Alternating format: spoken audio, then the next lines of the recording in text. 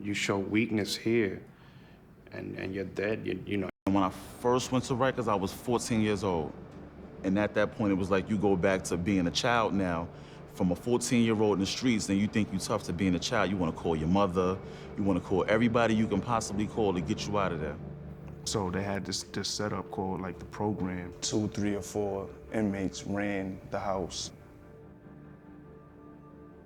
The program is, you're gonna do what we tell you to do when we tell you to do it, or we're gonna beat your ass and you out of here. Then the bottom of the totem pole is what they called day room dummies.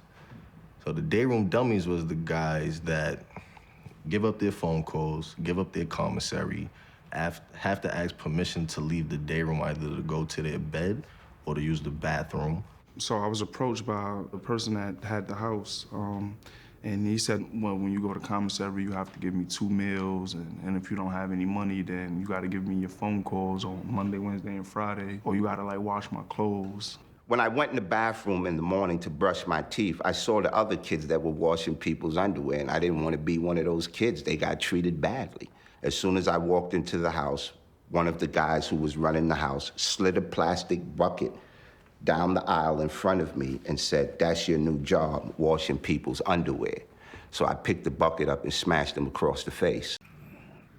And that was a big mistake. Next thing you know, I went to commissary. They stole my commissary, stole all my belongings. Fortunate for me, there was this older dude. He schooled me. He told me, listen, you can't do that. You show weakness here, and you're dead. You know, you're not gonna make it. The first thing I did was get my sneakers back. I went and got all my commissary back. I went and got all my jeans, all my shirts, all my t-shirts, all my underwear, all my socks. I went and got everything that they took from me back. And I had to bust a couple of heads to get it back. It was either gonna be me or them. And I had to do this in order to gain my respect.